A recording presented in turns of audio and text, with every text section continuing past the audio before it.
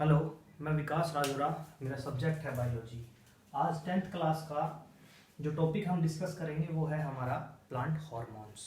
Plant में chemical coordination होता है जिससे क्या करते हैं, प्लांट में मूवमेंट होती है, प्लांट ग्रो करते हैं। तो प्लांट के जो हार्मोन्स होते हैं उनको बोला जाता है फाइटो हार्मोन्स। और ये फाइटो हार्मोन्स नंबर में 5 होते हैं। 5 फाइटो हार्मोन्स प्लांट में पाए जाते हैं जो उसकी ग्रोथ में मदद करते हैं। तो देखते हैं एक एक करके कौन कौन से प्लांट हार्मोन्स जो हैं वो किस तरीके से प्लांट में चेंजेस लाते हैं। तो सबसे पहला जो हार्मोन होता है वो है हमारा ऑक्सीन। ऑक्सीन ये एक ग्रुप है हार्मोन्स का, और इसमें कुछ एग्जाम्पल देंगे हम। जैसे फॉर एग्जाम्पल एक नेचुरल ऑक्सीन जिसका नाम है indole 3 acetic acid. Indole 3 acetic acid ये नेचुरली पाया जाता है प्लांट्स में। हमने एक सिंथेटिक भी बनाया है। सिंथेटिक है हमारा NaA, नफ्थलीन एसिटिक एसिड। ये हमारा आर्टिफिशियल होता है। तो ये ऑक्सीन हार्मोन के कुछ टाइप हैं, नेचुरल और सिंथेटिक। बात ये आती है कि ऑक्सीन का रोल क्या है। जब फोटोट्रोपिज्म बता रहा था मैं, तब मैंने ऑक्सीन का रोल बताया था, और उसमें एक रोल ये था कि ये सेल को इलोंगेट करता है, सेल इलोंगेशन कर देता है।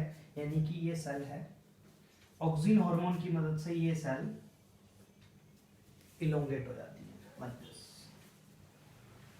ये सेल थी, आफ्टर ऑक्सीन ये सेल इलोंगेट हो जाएगी। दूसरा, ये सेल डिवीजन भी कराती है,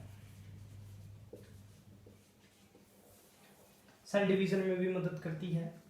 इसके अलावा ऑक्सीन का जो रोल है वो रेडिकल, एम्ब्रियो में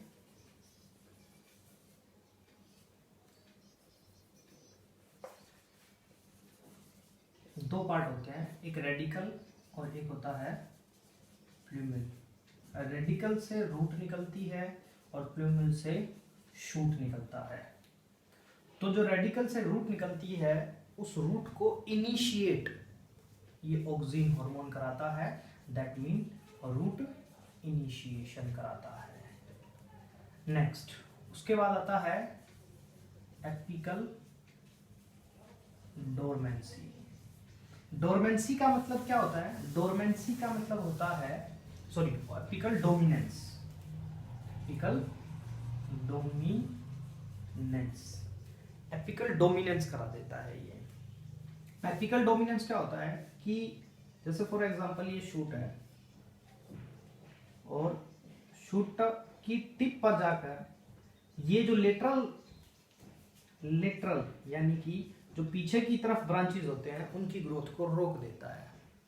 इसीलिए जो चाय के बागान होते हैं उनमें क्या किया जाता है, जो उनकी टिप होती है उनको टाइम टू टाइम तोड़ लिया जाता है चाय बनाने के लिए। तो उसके पीछे ये भी, उनकी जो टिप्स को तोड़ा जाता है उनके पीछे यही रीजन होता है कि टिप पर जाकर ये ऑक्सीन एपिकल डोमिनेंस ला देता है, यानी कि जो लेटरल पार्ट होते हैं उनकी ग्रोथ को रोक देता है। तो उनकी ग्रोथ को कंटिन्यू करने के लिए अगर इस टिप को हटा दिया जाए तो लेटरल पार्ट की जो ग्रोथ है वो कंटिन्यू रहेगी। तो इसीलिए जो टी के जो प्लांट्स होते हैं, टी प्लांट्स होते हैं, उनके लिए ये चीज यूज की जाती है एपिकल डोमिनेंस को खत्म करने के लिए। नेक्स्ट आता है इसमें रेस्पिरेशन। क्या होता है रेस्पिरेशन? रेस्पिरेशन हम जानते हैं कि जब फूड जो होता है यानी कि ग्लूकोज जो होता है वो ब्रेक डाउन होता है ऑक्सीजन की प्रेजेंस में, तो वो तो एक नेचुरली होता है। तो उसमें ऑक्सीजन का क्या रोल है प्लांट में? ऑक्सीजन ये करता है कि उस रेस्पिरेशन के रेट को इंक्रीज कर देता है। ये इंक्रीज करने में मदद करता है ऑक्सीजन। इसके अलावा पार्थेनोकार्पी। अब ये क्या है पार्थेनोकार्पी? पार्थेनोकार्पी का मतलब होता है विदाउट फर्टिलाइजेशन।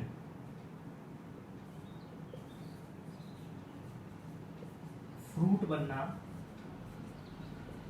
ठीक है, विदाउट फर्टिलाइजेशन फ्रूट फॉर्मेशन या फॉर्मेशन ऑफ फ्रूट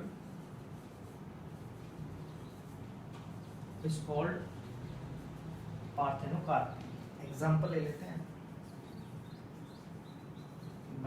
बनाना में कभी भी फर्टिलाइजेशन नहीं होता, ओवरी डायरेक्ट फ्रूट में कन्वर्ट होती है और उसके पीछे रिस्पॉन्सिबल ऑक्सिन हार्मोन होता है।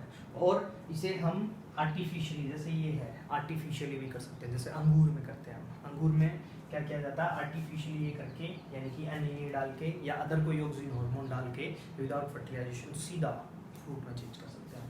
तो अंगूर में इसीलिए जो आपने आजकल अंगूर देखे हैं उनमें सीड्स नहीं होते, तो सीडलेस फ्रूट यानी कि जो पार्थेनोकार्पिक होता है उस पार्थेनोकार्पी से सीडलेस फ्रूट बनाए जाते हैं। नेक्स्ट, ये था ऑक्सिन। नेक्स्ट हार्मोन देखते हैं हमारा साइटोकाइनिन। सेकंड हार्मोन है साइटोकाइनिन,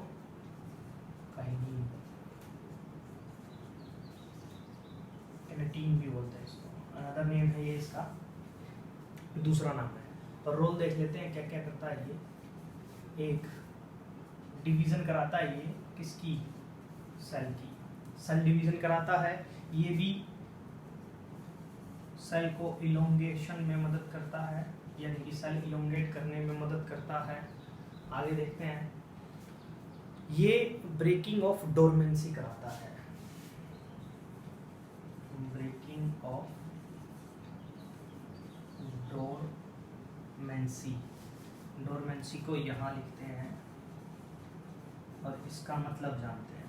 डोरमेंसी का मतलब हो जाता है कि when seed not able to germinate, seed या बड जो होती हैं वो आगे ग्रो ना करे, उसको बोलते हैं डोरमेंसी। तो ये क्या करता है, साइटोकाइनिन बड या सीड की डोरमेंसी को तोड़ देता है, यानी कि उनकी सीड की और बड की ग्रोथ को प्रमोट करता है डोरमेंसी को ब्रेक करके, इसको बोलते हैं डोरमेंसी। नेक्स्ट देखते हैं, इसके बाद आता है नेक्स्ट, ये डिले कर देता है एजिंग को। जो लीव्स हैं या प्लांट है उसकी एजिंग को डिले कर देता है, स्लो कर देता है, जिसकी वजह से लीफ जो है वो ज़्यादा टाइम तक प्लांट पे रहेंगे और ज़्यादा टाइम तक रहेंगे तो फोटोसिंथेसिस ज़्यादा करेंगे, फोटोसिंथेसिस ज़्यादा करेंगे तो ग्रोथ भी ज़्यादा होगी। नेक्स्ट, रूट और शूट की इनिशिएशन कराता है। रूट और शूट की इनिशिएशन भी साइटोकाइनिन का एक रोल है। ये था साइटोकाइनिन। आप इन्हें अपनी नोटबुक में उतार लेना क्योंकि एनसीईआरटी में ऐसे नहीं दे रखा। एनसीईआरटी में सिर्फ एक रोल दिया हुआ है इनका, तो यहाँ जो मैं बता रहा हूँ उनको आप अपनी नोटबुक में, फेयर नोटबुक में उतारें, ताकि, क्योंकि क्वेश्चन क्या आता है यहाँ से, what is the role of cytokinin, या फिर ऐसे नहीं एनसीईआरटी से जो सीबीएसई क्वेश्चन पुट करता है वो indirectly, which hormone break the dormancy of seed, कौन सा हार्मोन सीड की ब्रेक में डोरमेंसी को ब्रेक करता है। तो ऐसे तो हार्मोन का नाम पूछा जाएगा करैक्टरिस्टिक्स देकर, तो इसीलिए करैक्टरिस्टिक्स आप उधर लें। नेक्स्ट है हमारा जिबरलिन।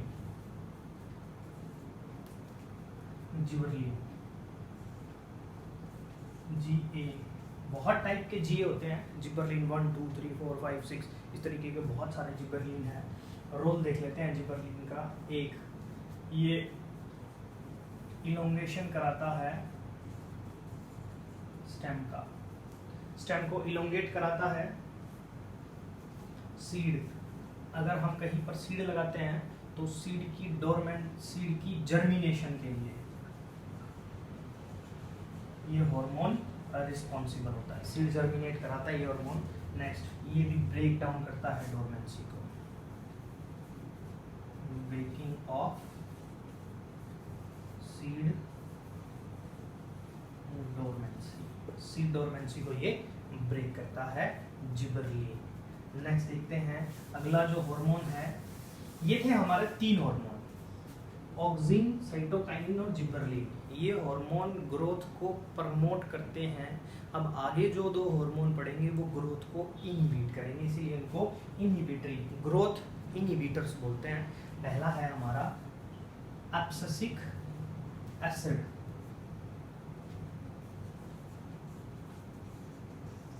शॉर्ट फॉर्म में ABA बोलते हैं इसको। इंपॉर्टेंट रोल क्या है इसके, एक ये हार्मोन भी बहुत इंपॉर्टेंट है क्योंकि ये सबसे हट के काम कर रहा है। क्या, एक ये ग्रोथ को इनहिबिट करता है, तो इसको ग्रोथ इनहिबिटर बोलते हैं।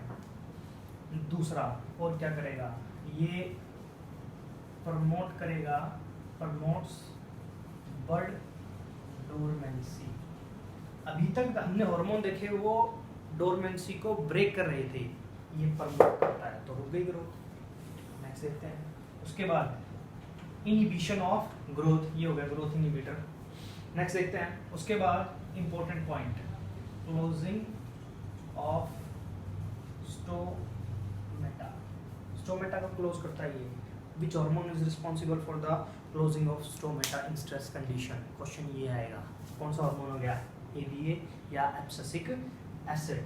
नेक्स्ट हमने क्या करा, ग्रोथ इनहिबिटर, तो दैट्स मीन ये क्या करता है, ये प्रमोट करता है, promotes ageing and leaf senescence. Leaf senescence क्या होता है, सेनेसेंस का मतलब होता है, लिख देता हूं पहले, सेनेसेंस। लीफ सेनेसेंस का मतलब होता है कि एजिंग की तरफ बढ़ना, मतलब डेथ की तरफ बढ़ना, उसको बोलते हैं सेनेसेंस, या एजिंग की तरफ बढ़ना, डेथ की तरफ बढ़ना, लीफ सेनेसेंस। तो डेथ क्या होगी इनकी, फॉल, गिरना, तो ये लीफ को फॉल डाउन यानी कि गिराने के लिए रिस्पॉन्सिबल होते हैं ABA। ये आपका हार्मोन था ABA, ये सबसे इंपॉर्टेंट है। नेक्स्ट देखते हैं।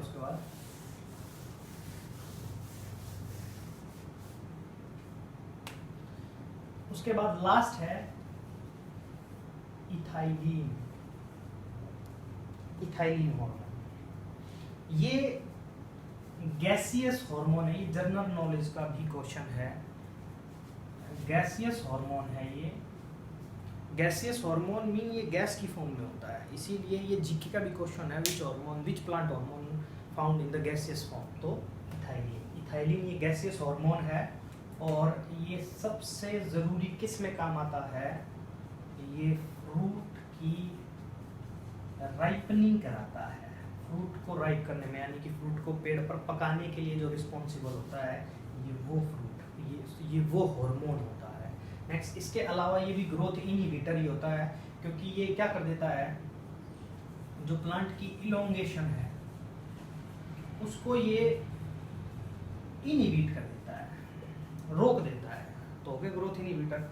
इसके अलावा ये फ्रूट की राइपनिंग हो गया, इलोंगेशन, और इसके अलावा उसकी ग्रोथ को भी क्या करता है, इनहिबिट करता है। ये था हमारा इथाइलिन हार्मोन। इथाइलिन आपका एनसीईआरटी में नहीं दे रखा है, आपके जीके के लिए और बता दिया है मैंने। अदरवाइज आपकी एनसीईआरटी में जो एग्जाम में आएंगे आपके हार्मोन सिर्फ 1, 2, 3 और 4, ये चार ही हार्मोन है जो आपके एनसीईआरटी में है, और जिनके फंक्शन एक एक दे रखे हैं शायद, लेकिन आप यहाँ पर ध्यान से देखोगे और स्पेशली उन फंक्शंस को आप ज़्यादा जोर दोगे जो आपके एनसीईआरटी बुक में दे रखे हैं। क्योंकि क्वेश्चन मैं फिर रिपीट कर रहा हूँ, क्वेश्चन क्या पूछे जाते हैं आपसे, हार्मोन का रोल नहीं पूछा जाएगा, ये नहीं पूछा जाएगा what is the role of ABA। Question ये पूछा जाएगा which hormone is responsible for the growth inhibition. Inhibition के लिए, ग्रोथ इनहिबिशन के लिए कौन सा हार्मोन रिस्पॉन्सिबल है, या बड डोरमेंसी के लिए कौन सा हार्मोन रिस्पॉन्सिबल है, या ब्रेकिंग ऑफ सीड डोरमेंसी के लिए कौन सा हार्मोन रिस्पॉन्सिबल है। क्वेश्चन आएगा ऐसे। सेल इलोंगेशन के लिए कौन सा हार्मोन रिस्पॉन्सिबल है। फोटोट्रोपिज्म में प्लांट सनलाइट की तरफ बेंड कर जाता है, अगर उसको 3 तरफ से कवर कर देते हैं तो कौन सा हार्मोन रिस्पॉन्सिबल है, ऑक्सिन। क्वेश्चन आएंगे इस तरीके से। तो ये था हमारा आज का टॉपिक।